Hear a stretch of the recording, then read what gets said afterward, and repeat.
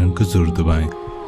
बहुत बड़ी ताकत बनेंगे आप अगर आपको सहना आ गया और बर्दाश्त करना आ गया।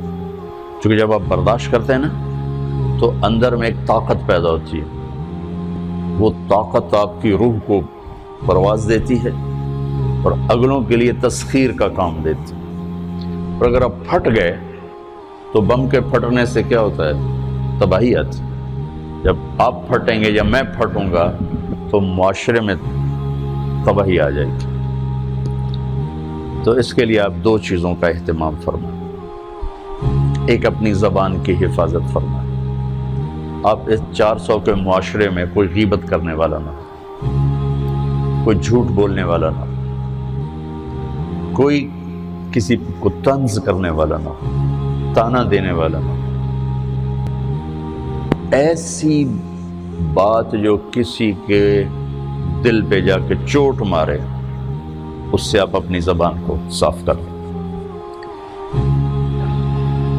कभी इस पे काबू पा सकेंगे, कभी नहीं, कभी रह जाएगा, कभी हो जाएगा। तो जब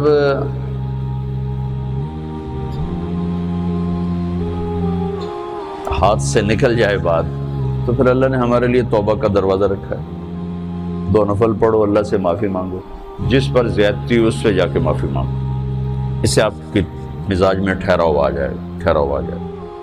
तो मैं आप सब से ये गुजारिश करता हूँ कि इस माशरे में आप अपनी ज़बान पे काबू पाना सीखिए। बराए मेरा बहुत फ़ायदा होगा। एक ज़िंदगी गुजरी है, शाम करीब है, तो पूरी ज़िंदगी के तजारब निचोड़ भी उसमें शामिल हैं।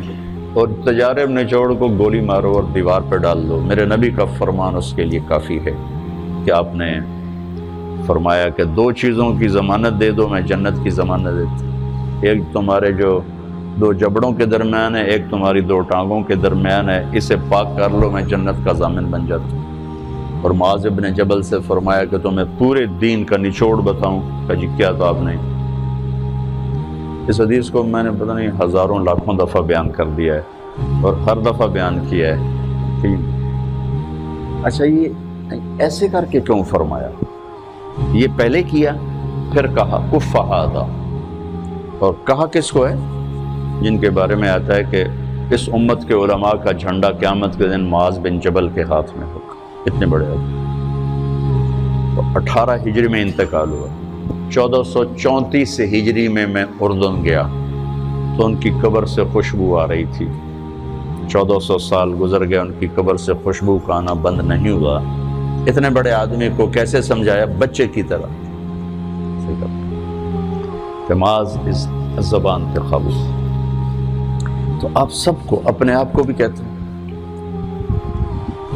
वो अरब ख़तीब कहते हैं ऊसीकुम नफ्सी अव्वलन व इय्याकुम करके आमतौर पर खुतबा शुरू करते हैं। तो मैं भी अपने ज़ात से शुरू करके आपसे ये अर्ज़ करता हूँ बच्चों कि अपनी ज़बान पे काबू पाना सीखो। यहाँ इसकी मश्क कर लो। ये छोटा सा मैदान है, छोटा, एक तालाब में है आप, तालाब।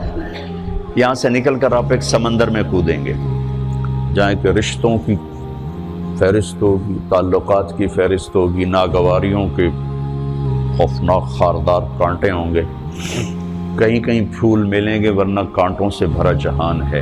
अगर आपने यहाँ प्रैक्टिस कर ली तो फिर आप उस मैदान में जाकर इंतहाई खूबसूरत मुआशरे का फ़र्द बन जाएंगे।